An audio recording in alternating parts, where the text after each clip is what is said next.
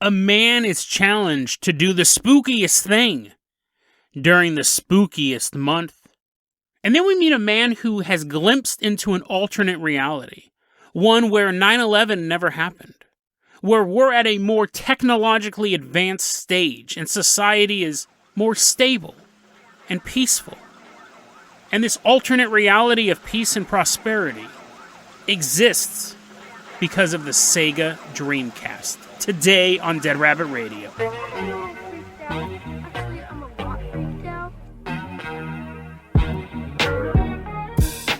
Hey everyone, welcome back to another episode of Dead Rabbit Radio. I'm your host, Jason Carpenter. I'm having a great day. Hope you guys are having a great day too. Hope you guys had a great day yesterday, and I hope today is even better. We got a ton of stuff to cover, so first off, let's bring in one of our newest Patreon supporters, rolling into Dead Rabbit Command like a roly-poly. It's Mario. Everyone give a round of applause to Mario.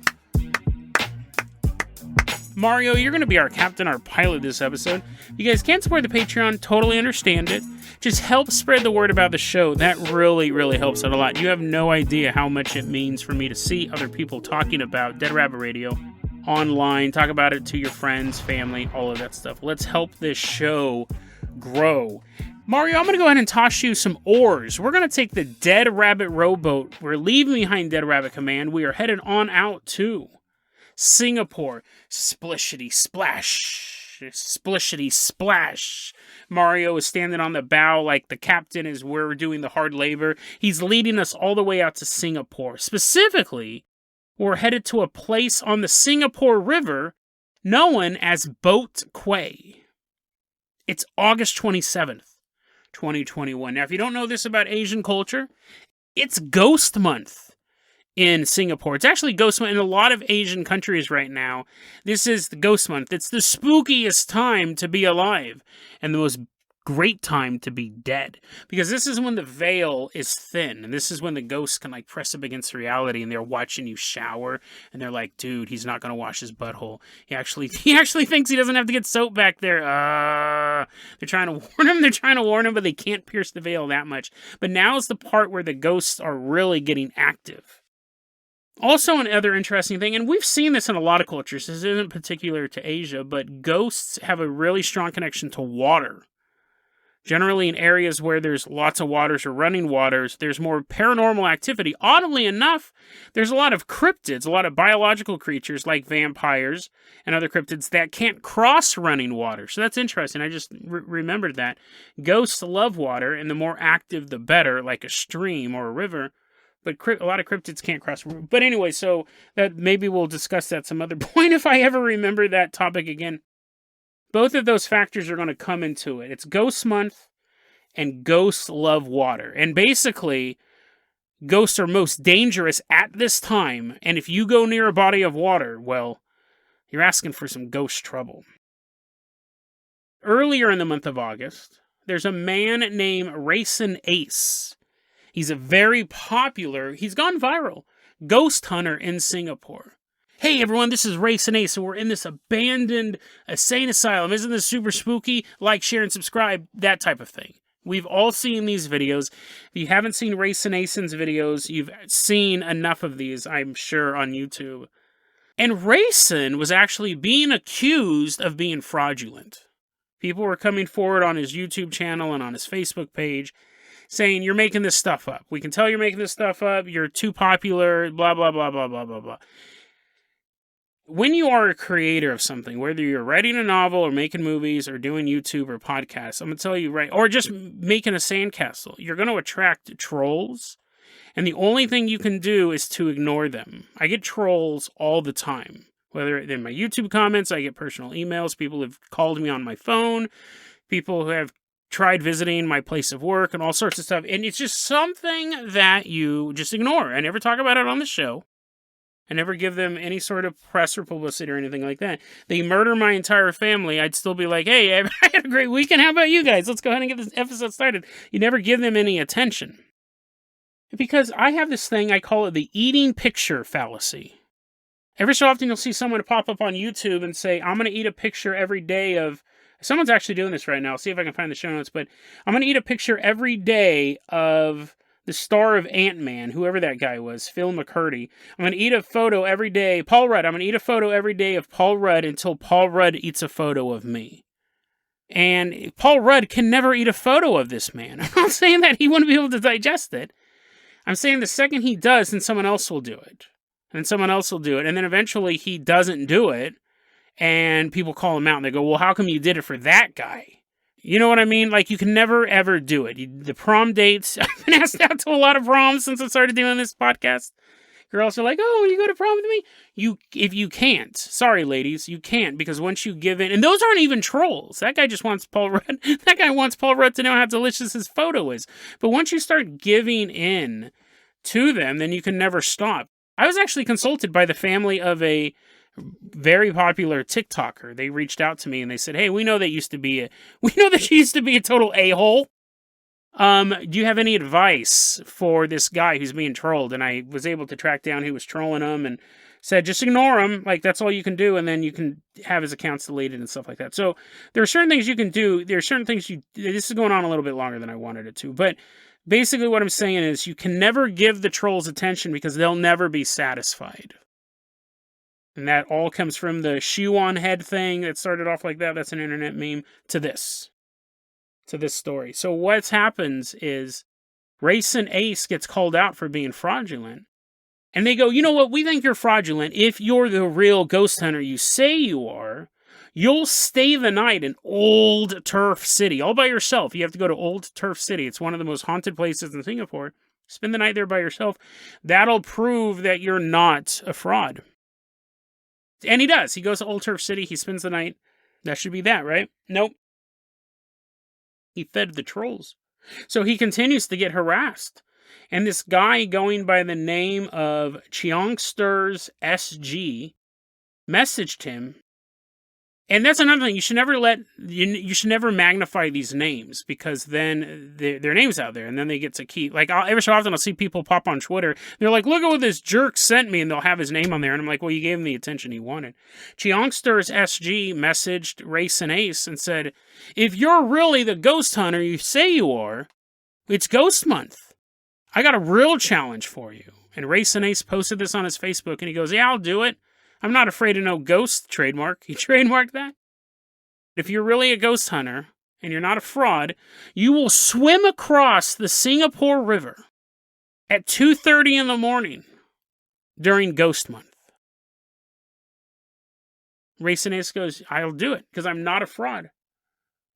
So there's video of this. This guy's 46 years old, by the way, so he's a year older than I am.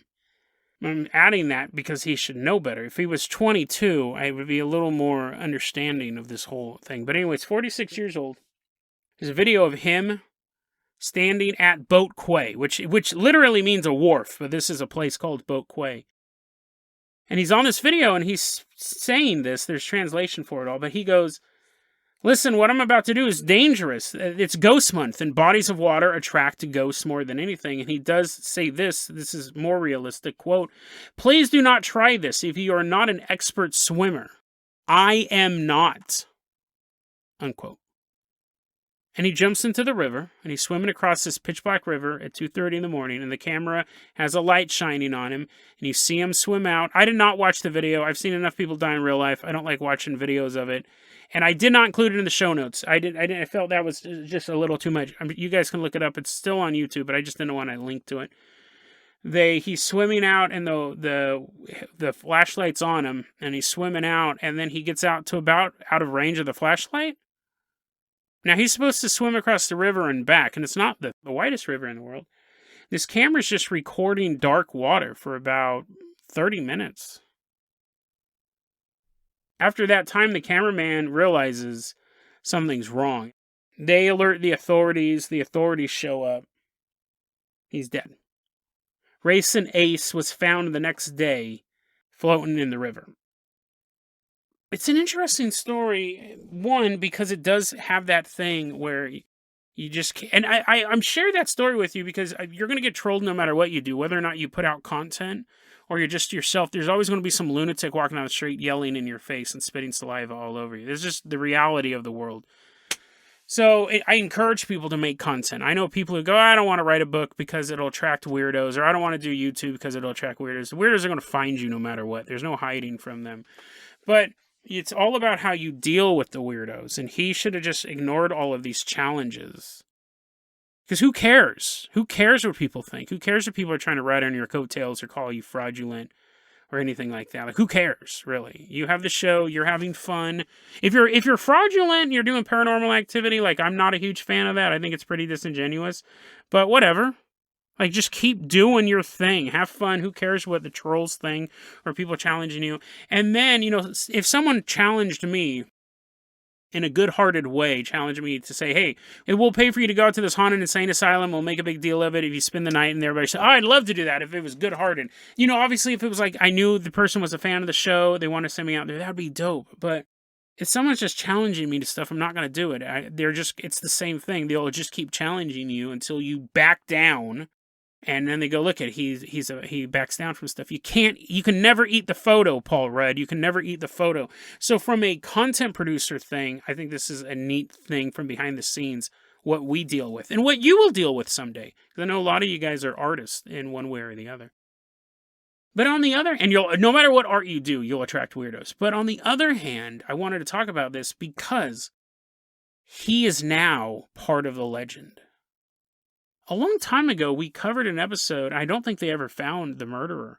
We covered an episode about a kid who was ghost hunting in Oregon, and there was a drive-by shooting, like a completely unrelated event, and this kid got shot in the park while he was ghost hunting, and he bled out and died. It was an early episode. I think that episode was in like the first hundreds, and I thought that kid is now going to be part of the legend of that area. He's now a ghost in that area, and people will be talking about, oh, we saw him in the woods and stuff like that, and he was bloody, and you know what I mean? Like, he's become part of that legend. This guy, his death in a river during Ghost Month, I'm sure in the community right now, everyone's still in shock. Like, you can go to this I say young man, he's older than me, but you can go to this man's page on his Facebook. His last post was like a day before this event. The last post was on August 26th. It was for a Lenny Kravitz, just weird timing. A Lenny Kravitz song called It's Not Over Till It's Over. And I think people are still in shock, but give it a year, give it maybe even 6 months, you'll start to see people. And they may even be doing it now, but he was killed by a ghost. He was tempting the spirits. He was doing this stuff, and the spirits came after him, and that's what you get. Ghost Month is serious business. His name will now always be considered part of this legend. And there will be sightings, I can almost guarantee you. Not saying that there will actually be sightings, but people will say they will see his ghost in that river. Late at night, if you go there, you can see him frantically swimming in the water. He's become part of the legend. So it's interesting on the technical side of it with the troll, and then it's just interesting as far as the ghost legend goes. And authorities are looking for Chyongster's SG. They don't know if they're going to press charges yet. This person's anonymous. Rayson Ace said, we know who you are. So other people in his group may know, and this is all just happened August 27th, so it's very, very recent story, but the authorities want to talk to Chyongster's SG, because it was his decision to swim across the river, but, different countries have different laws, and they may be able to prosecute them under something, so that'll be interesting. We'll see if more comes of this, but I think really the after effects outside of thinking of this poor man's family and his friends is he will become part of the ghost legend. He will become proof that it is so dangerous to swim during Ghost Month, because a ghost will get you. These hungry ghosts will ascend from the watery depths to kill you. When really the lesson is, don't swim across rivers in the middle of the night if you're not a good swimmer. But that's why a lot of those legends exist. They're cautionary tales. So I feel really bad for the guy. It'll be interesting to see if anything happens to Chyongster's SG, and it'll be interesting to see how this legend grows. Mario, I'm going to go ahead and toss you the keys for the Carpenter copter. We are leaving behind Singapore. Fire this bad boy up. We are headed on out to a small town in Middle America. We're flying over the fruited plains, the vastness of the United States, and we're looking for one house in particular, but we don't have a specific location. This is Anytown, USA. It's March 2020. Now, this will be one of those time periods like 9/11 that whenever you think of March 2020, you'll remember it as the start of the lockdowns, the start of the COVID lockdowns. When people, the COVID-19 had been floating around, literally floating around through the air since December, November of 2019, and we all got it at some point. But March 2020 is when the United States and a lot of governments around the world said, oh, this is here? We're shutting down the country. People dealt with that in certain ways. And we're going to meet a young man. He didn't give his name, so we're going to call him Wyatt. That's just a stab in the dark. The COVID lockdowns did not treat Wyatt very well. He loses his job, and he's stuck at home. Literally stuck at home. This is like early in the lockdown. He's drinking a bit. And he bought a high-end laptop because he thought he was going to be doing this tech job. It fell through. And he's thinking about, as we often do, thinking about the past, thinking about old memories, and thinking about times we were happy. Because in 2020, there wasn't a lot of that early on. People were very, very worried. So you start to get nostalgic, and he goes, you know what, dude? I have this high-end laptop. I'm going to play a bunch of ROMs on this, play a bunch of GameCube games and PlayStation games and stuff that when I had so much fun when I was younger. And he's playing these games, and he starts to think, he goes, dude, you know what the games I loved the most? The games that I enjoyed the most were Sega Dreamcast. Like, that was a system. I remember just having these warm memories. Sitting around in the basement. So he downloads some Sega Dreamcast ROMs. And he's playing them. And he starts to get a feeling while he's playing these games like Phantasy Star Online. These games don't feel like they belong. They're as good as he remembers, but they feel different than gaming today.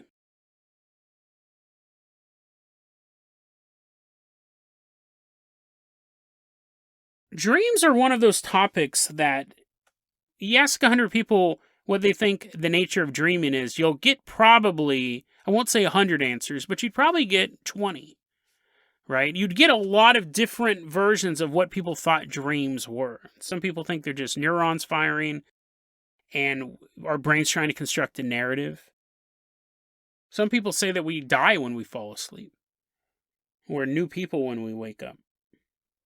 The unconsciousness is death.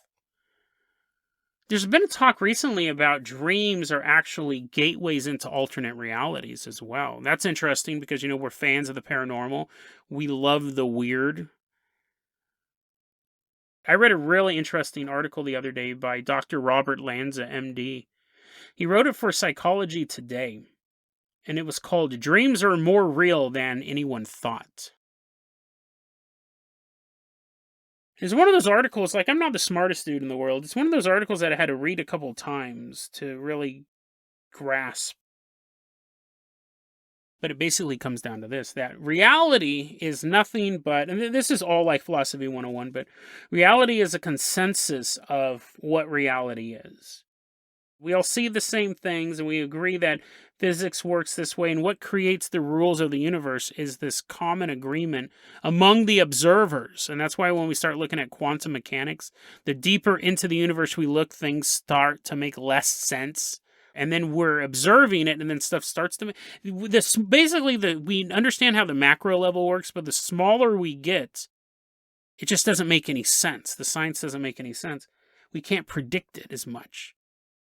But the macro world we all observe. So we've all agreed on this consensus reality, and that's the reality we live in. But Dr. Lanza says, in a dream, you are the only observer. There's only one. That is why you are all powerful in a dream. And I read that and I thought, that is so interesting. There's no one else to intrude in that. So if I want to believe that I can fly, or Freddy Krueger is real, or I'm dating Britney Spears, there's no one else to say, no, you're not dating Britney Spears. There's no one to say that doesn't exist. So because I'm the only one, I'm the only observer, and that's the whole thing when you look at quantum mechanics. You can have an experiment like the double split experiment go on, where if no one's watching it, it acts one way, but once you look at it, it acts another way. There's now an observer in this quantum realm. And I know that's really bastardizing it, and there's been a lot of debate over whether or not that's true, but the point is that In a dream, there is no secondary or third level observer. It's just you. And he says the problem is we look at dreams a lot of times as we are a player in a video game. But he goes, that's not the case. When you are dreaming, you alone are populating a 4-dimensional reality.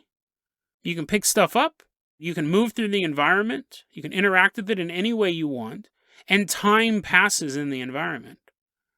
You have all 4 dimensions that you need, plus you can pick up stuff that you can never pick up in real life. And it feels normal. But, the thing is like, that's true. I'm reading this article and I thought, yeah, sure, that's true. I'm the only observer in the dream, but it's just a dream. So whether or not I'm flying around or trapped by 1,000 zombies in a locked room, it's just a dream. And people who said, well, it's an alternate reality, I always thought, well, okay, let's pretend that you're right, that it is, you travel to an alternate reality when you dream, which is going around. I've seen a lot of articles on that recently. But you're still dreaming. Like, even reading all that stuff, I thought you're still dreaming. Whether or not it's a reality and you've created this false world, you're still dreaming. So it's nothing. You wake up, and it's over. Whether or not it's an alternate reality, you wake up from it. It's gone. It doesn't exist anymore. Dr. Lang, this is the thing. When you read stuff, sometimes it really makes you kind of read it, because I've always had that opinion. A lot of people have talked to me about dreams and the nature of dreams, and my opinion always is that does it really matter what goes on in the dream? It's just a dream. That what doesn't matter, it's just a dream. Dr. Lanza had he wrote this in this article. Quote, we dismiss dreams because they end when we wake. However, the duration of the experience is a poor reason to diminish it. Certainly, we don't think our experience of day-to-day life is less real because it ends when we die. It's true we don't remember events in our dreams as well as we do those occurring in waking hours. But that Alzheimer's patients may have little memory of events doesn't mean their experience is any less real. Unquote. I read that, I don't know, like a week or two ago, and I've been thinking about it all the time. I go, that's true. And I have no argument for that. You're right. I always dismiss dreams, no matter what they are. Whether it's some sort of magical portal or just neurons firing, it didn't matter. They're just dreams. You wake up, they disappear, but they're real while you're in them. So in a sense, they are alternate realities. But can you extrapolate those out to something we should all share as multiple observers? Let me go back to the story of Wyatt here, and I think that was the name we gave him. As he's playing these Dreamcast ROMs more and more, he starts to realize that the games just don't feel like they belong. And he has this quote in his post. It's like, quote, the Dreamcast was a system that did things and had games that just don't fit in the profile of gaming. Unquote. He can't really put his finger on it. They just don't seem of this world. And then the dreams start. This wasn't a one-off thing. This was a repetitive dream that he kept having and kept fleshing out this alternate timeline. In this world, Sega won the console wars. In Nintendo, had a good run. Nintendo, Super Nintendo. They were never able to beat the Sega Genesis. And by the time the Dreamcast came around, Nintendo was licensing off its characters to third parties. So you could play a Mario game on a Sony PlayStation, which those still exist in this dream world of Wyatt's. But it's the Sega Dreamcast and the Sony PlayStation that are at war with each other. And at this point, they're up to the Dreamcast 3, because in these dreams, he's in the current day. He's not imagining what it would be like in the heyday of 2004 when the Dreamcast was actually out. He's dreaming in the year 2020. And in this world, there's no COVID. There's no lockdowns. 9/11 never happened. He said that Al-Qaeda, he would hear about, because see, he is aware of our history, but he's in a world where things are different. So he knows that 9/11 didn't happen, and he goes, I don't know if it was prevented or if they never planned it, but he goes, Al-Qaeda exists. You hear about him in the news. But terrorism is still at such a level. He said the IRA blew up a pub, and they talked about, and 11 people died, and they talked about it on the news for a week. And he's thinking, good thing you guys aren't in my reality, because while tragic, that's nothing like 9/11. He said President Bush lasted one term. There was never a President Obama. And the current president was not Donald Trump, we're speaking in 2020 here, but a man named Chris McPherson. He was previously a representative of Maryland. Maryland? How do you say that? I don't think I've ever had to say that state out loud until now. But he said, I couldn't find Chris McPherson. When I woke up, I tried looking for him. I couldn't find that there was a representative by that name. He said the world was more technologically advanced. He said society was similar because people were asking him questions like, what about this, what about that? They said, is it as woke as it is? He goes, it's interesting. It is, but it doesn't really have that much of an impact. People really aren't getting canceled. People are still aware of social issues and they're calling each other out. But society, it's not a breaking point. It's not that important. People still see the issues as important, but there's not a lot of social fallout from it. I'm reading this post, and it'll be in the show notes. I'm reading this post, and all of these questions that follow it, and people are asking this and that and everything. Just a dream, right? Just a dream. A man's repetitive dream, which those are always weird. I've never had a dream that continues, and his dream would keep continuing. He kept ending up in this world. You started seeing other posters try building up the mythology, and they try to say that we are originally from the Sega Dreamcast timeline, but they fired up CERN, and it sent us to the Mario timeline. I'm like, okay, the mythology's getting too deep. And the original poster, the Wyatt character who's talking about this, he said he didn't post that. He said someone else was posting that, and he had no idea what that was. But that's when they were really trying to add all this mythology, and it's just, whatever. I've heard the CERN stuff. Sometimes we just need conspiracy theories to exist in and of themselves. And that's really what this is. The conspiracy is there an alternate universe where the Sega Dreamcast won, and for whatever reason, it's a better world? It's almost like those games were made for a more deserving people. But when you play them in our world, it's just, they don't seem right. They don't fit into place. We react to things so violently, and we divide ourselves among lines, real or imaginary, constantly at each other's throats. But it's just a dream, right? I mean, in a sense, yeah, even he admits it's a dream. He's not saying that he meditated on it. It's not saying that he did some sort of ritual and body swapped. He admits it's a dream that he's had over and over, and the story keeps growing. But remember, going back to what Dr. Lanza said, in a dream, there's only a single observer. But when you have more people observing the same thing, then it becomes what we know of as reality. When you have multiple observers agree on the same thing, subconsciously or consciously, both agree that you can't walk through a wall. You can't walk through a wall. If there's only a single observer, you can do whatever you want. But once you start getting more and more observers in the mix, it makes it real. What is reality but consensus among the observers? A long time ago, I did an episode on an internet phenomenon known as Chris Chan. And we talked about Chris's belief in the dimensional merge, that every single fictional universe was going to collide into one. And most of the Great Lakes area was going to be taken over by Gotham City, while New York would be New York, but it'd be full of Marvel superheroes. At any point, you could be walking down the street and My Little Pony could walk by, you could step on a Smurf, or the Iron Giant may squish you instead. It was just the ramblings of an insane person. But it all came down to the Sega Dreamcast. The logo itself on the Sega Dreamcast was a gateway to all of these worlds. The Sega Dreamcast was the key to everything.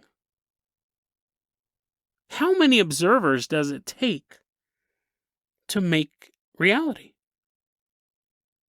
At a certain point, if you walked into a room and the 6 people in that room had already had a consensus, do you have any input in the matter?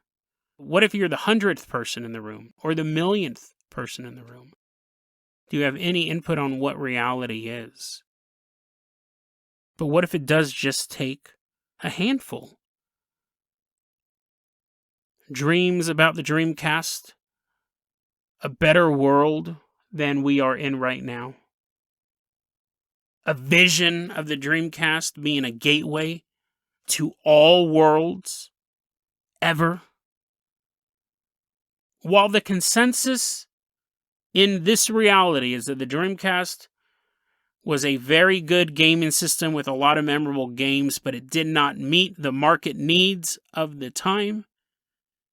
And it is now either collecting dust, played by the most ardent supporters, or sitting in the landfill.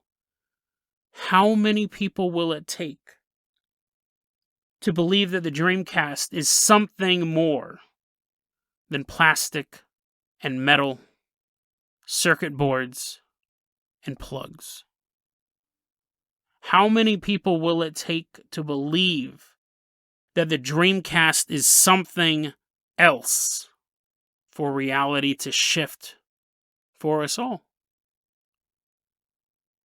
And the most bizarre thing is most of us probably wouldn't even be aware of it. Reality is consensus, but it does not require consent. If the shift is strong enough, you'll never remember a time that Nintendo won the console wars. You'll just go along with the new reality.